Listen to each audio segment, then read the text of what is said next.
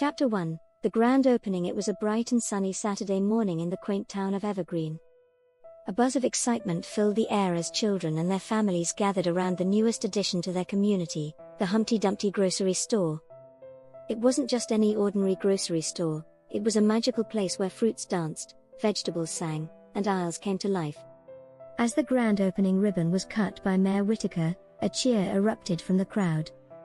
The doors swung open, and the first visitors were greeted by Mr. Humpty Dumpty himself, a jovial character with a warm smile, round belly, and a penchant for wearing colorful suspenders. "Welcome, welcome, everyone," he boomed. "Come inside and explore the wonders of Humpty Dumpty grocery store. Remember, here, every day is a magical day." Chapter 2, Meet the kids. Among the first to enter were 4 friends, Emily, Jack, Mia, and Ethan. They had been friends since kindergarten and did almost everything together. Emily, the imaginative one, was always concocting stories. Jack, with his keen curiosity, loved solving mysteries. Mia, the artist, saw beauty in everything, while Ethan, the aspiring chef, was thrilled by anything related to food. "Wow, this place is incredible," Mia exclaimed as they walked through the entrance.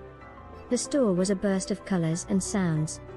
To the right, a band of fruits was playing cheerful music. A plump watermelon drummed on coconuts while a bunch of bananas sang harmonies. To the left, a chorus of vegetables, including a tap-dancing carrot and a melodious cucumber, performed a lively tune. Chapter 3, The Magical Aisles. "Look at this." Ethan pointed to the bakery section, where loaves of bread floated above the shelves, each giving off a delicious aroma. "I wonder if we can try some?" "Let's ask Mr. Humpty Dumpty," Emily suggested. They found Mr. Humpty Dumpty near the produce section, juggling apples with an impressive skill. "Mr. Humpty Dumpty, can we taste some of the bread?" Emily asked. "Of course," he replied with a wink. "Here, try this," he said, handing them a loaf of freshly baked cinnamon bread that smelled heavenly. As they tore off pieces to share, a soft voice interrupted them. "Welcome to our store, dear friends." They turned to see a small, glowing fairy hovering in front of them. She had delicate wings that shimmered like rainbows and a gown made of flower petals. "I'm Flora, the fairy of freshness," she introduced herself. "I'm here to make sure all the produce is always fresh and delicious." "Nice to meet you, Flora," Jack said. "This place is amazing. What other magical things can we find here?" Chapter 4, The Quest Begins. Flora smiled mysteriously. "There are many wonders in this store, but there's also a secret. A special treasure hidden somewhere inside. If you find it, you'll be rewarded with a magical surprise." "A treasure hunt?" Jack's eyes lit up with excitement. "We're in." "Excellent." Flora clapped her hands. "Your first clue is hidden where the vegetables sing." The children rushed to the vegetable aisle, where the carrot and cucumber were finishing their song. They began searching through the shelves, looking for anything unusual. "Here," Mia called, holding up a bright green leaf with a message written on it. "It says, to find the next clue, look for the aisle where sweets are a delight." "To the candy aisle," Ethan exclaimed. Chapter 5, Sweet Surprises. In the candy aisle, shelves were lined with every sweet treat imaginable. Chocolates danced in their wrappers, and gummy bears performed acrobatic flips. The children began their search, examining each candy container. Jack spotted a jar of jelly beans with a label that seemed out of place. "Look here," he said, opening the jar. Inside was a small, rolled-up scroll. Unfurling it, Emily read aloud, "To continue your quest, find the place where drinks sparkle and fizz." "That must be the soda section," Ethan guessed. Chapter 6, Sparkling Discoveries. They headed to the soda aisle, where bottles of fizzy drinks bubbled and popped in a rainbow of colors.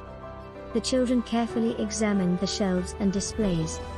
"Look at this one," Emily said, pointing to a large, ornate bottle that glowed softly. Inside, floating in the soda, was another scroll. They gently removed it and read the next clue. "Your journey nears its end. Seek the place where the freezer chills and the ice cream thrills." "The frozen food section," Mia exclaimed.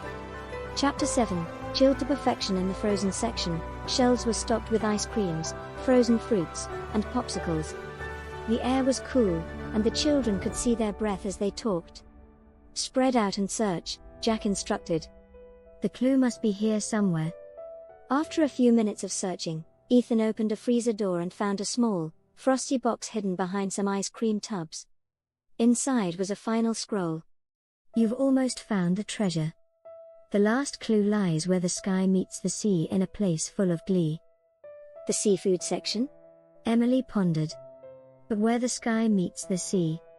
Maybe the front of the store?" Chapter 8, the grand finale. They ran back towards the front of the store, where a large mural depicted a beautiful seaside sunset. There, in the middle of a painted ocean, was a small, hidden compartment. They opened it to find a sparkling, golden egg. The egg began to glow and, with a flash of light, transformed into Mr. Humpty Dumpty. "Congratulations," he exclaimed. "You found the magical treasure." Flora appeared beside him, clapping her hands in delight. "As promised, your reward is a magical surprise." The egg shimmered and then burst into a cascade of sparkles, which surrounded the children. They felt a warm, tingling sensation as the sparkles settled. "You now have the power to bring magic to any place you go," Mr. Humpty Dumpty explained. "Just like our store, you can make everyday life extraordinary." The children beamed with excitement, already imagining the adventures ahead.